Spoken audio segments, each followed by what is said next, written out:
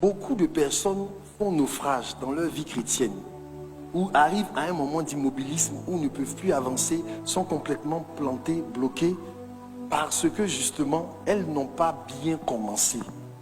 Je vais vous dire une chose qui va peut-être vous choquer. On devient chrétien par la nouvelle naissance. Beaucoup sont mal nés. Pourquoi? Parce que quelque chose a manqué dans leur foi. Comme les gens de Samarie à qui Paul est venu prêcher. Et leur pose la question, avez-vous reçu le Saint-Esprit lorsque vous avez cru? Et regardez la réponse. Il dit quoi? Nous n'avons même pas entendu dire qu'il y a un Saint-Esprit pour dire qu'on va le recevoir. Pourtant, ils ont fait quoi? Ils ont cru.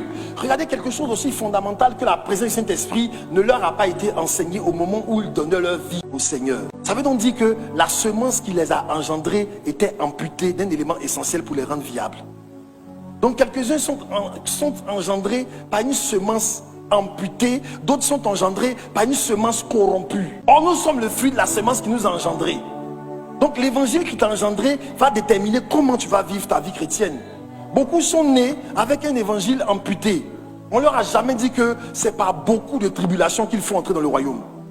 On leur a jamais dit ce que le royaume va leur coûter. Parce que ce que le Seigneur présente ici, c'est que le royaume consiste en deux choses: bâtir et faire la guerre. Et dans toutes ces deux entreprises-là, la première chose que l'on se pose comme question, c'est: qu'est-ce que vous êtes prêt à dépenser? En d'autres termes, c'est pas ce que ça va vous rapporter, mais ce que ça va vous coûter. Est-ce que tu es rentré dans le royaume avec la première réflexion, qu'est-ce que ça me rapporte? Et que la question t'a pas été adressée en termes, qu'est-ce que ça te coûte? Le royaume te coûte. Ils n'ont pas entendu qu'il y a un Saint-Esprit. C'est comme certains n'ont jamais entendu que la pureté était une exigence. Il y a des gens qui peuvent faire 365 jours d'année aller à l'église, 52 dimanches, et ne jamais entendre un message de repentance. Ne jamais entendre un appel à la repentance. Tous les jours, ils sont assis là. Et Dieu va les bénir. Et ce Dieu d'or qu'ils ont fabriqué à coup d'offrandes et de sacrifices, offrandes sacrificielles, ne fait que les bénir. Il ne les avertit jamais. Il ne les met jamais en garde. Mais il ne fait que les bénir. Il ne fait que leur faire des promesses. Et ils s'engracent. Ils quittent la boîte de nuit et ils transitent directement à l'église. Et ils sont assis. Et rien ne trouble leur conscience. Ils sont adultères, impudiques, masturbateurs, impurs. Et ils prennent le micro. Et ils parlent en langue. Et ils prétendent servir Dieu. Il y a une vaste comédie spirituelle. Une vaste comédie spirituelle. Des acteurs. La vérité a disparu. Si quelqu'un veut venir, je ne recherche pas la foule. Je cherche des gens qui comprennent ce que ça va leur coûter. Si tu n'es pas né dans un contexte, on t'a fait comprendre ce que ça va te coûter. Parce que ceux qui souffrent, donc quoi que ce soit que vous imaginiez, sont les gens qui n'ont jamais anticipé la souffrance qui était contenue dans ce qu'ils étaient en train de faire. Les gens qui sont les premiers à vouloir dire j'ai fui le mariage, c'est les gens qui ont tout fondé leur mariage sur Telenovelas. Ils n'ont pas vu le mariage selon Dieu. Ils se prennent pour Catalina et ils prennent le mari pour Alexandro. Ton mari n'est pas Alexandro, tu n'es pas Catalina. Tout le monde veut avoir une vie tranquille et heureuse. Mais en même temps, il faut qu'on se dise la vérité. Il y a un lot. Il y a une allocation, il y a une dimension de souffrance. Souffrance physique, souffrance émotionnelle, souffrance financière, souffrance spirituelle qui est attachée à son appel. C'est pourquoi il dit que si quelqu'un veut venir, qu'il fasse quoi? Qu'il se charge de la croix. Il n'a pas dit de ma croix, de sa propre croix. Parce que la croix n'est pas un phénomène unique. Chacun a une croix.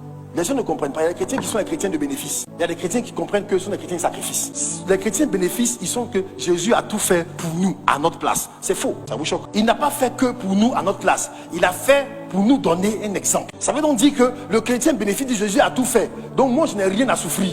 Les chrétiens de bénéfice, c'est toujours ce que ça me rapporte. Les chrétiens de sacrifice savent que Dieu a fait, certes, pour leur donner, mais en même temps pour montrer un exemple. Parce qu'il dit que le disciple va plus grand que le maître. S'ils m'ont fait ça, ils vont vous faire aussi. J'ai fait ça pour vous montrer le chemin. Amen. C'est pourquoi Paul pouvait dire à l'église que ce qui manque aux souffrances de Christ, je l'achève dans ma chair, pour son corps qui est l'église. Donc pour que quelque chose puisse arriver, il y a une dimension de souffrance à laquelle il faut être préparé. C'est pourquoi dans le combat spirituel, Pierre disait que vous de même, comme âme spirituelle, armez-vous de la pensée de souffrir. Les âmes spirituelles ne sont pas seulement en Éphésiens. Les âmes spirituelles sont dans le livre de Pierre. Il dit la première âme, c'est la pensée de souffrir.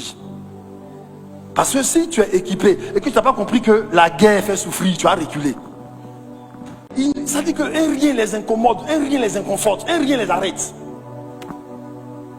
Le Seigneur dit que on ne peut rien faire avec de telles personnes. Il dit donc, avant de bâtir, l'homme là doit faire quoi? Il doit s'asseoir et calculer la dépense. Faut pas bâtir parce que ma soeur a bâti. Faut t'asseoir et calcule la dépense. Faut pas te marier parce que tes enfants sont mariés. Assieds-toi et calcule la vraie dépense du mariage. Parce que le mariage n'est pas le jour de la célébration. Faut calculer la dépense. La dépense émotionnelle que contient le mariage, faut calculer. La dépense d'inconfort que contient le mariage, faut calculer. La dépense de peine, parce que le mariage donne de grandes joies, le mariage donne de grandes peines. Amen. Et ça ne dépend pas de la qualité de celui à qui tu es marié. Tu peux être marié avec la meilleure, comme moi je le suis, mais le mariage par principe. Alléluia. Amen. Même avec la meilleure ou le meilleur, il aura de grandes peines, comme de grandes joies. Alléluia. Sinon, à un certain moment, tu te rends compte qu'il n'y a plus de ressources pour pouvoir continuer parce que tu es fatigué. Alléluia. Parce que le truc, c'est certain, c'est que les choses vont arriver sur la route pour t'arrêter. Ça, c'est certain. Maintenant, est-ce que tu as les ressources émotionnelles, les ressources spirituelles pour pouvoir aller de l'avant? C'est de cela qu'il s'agit.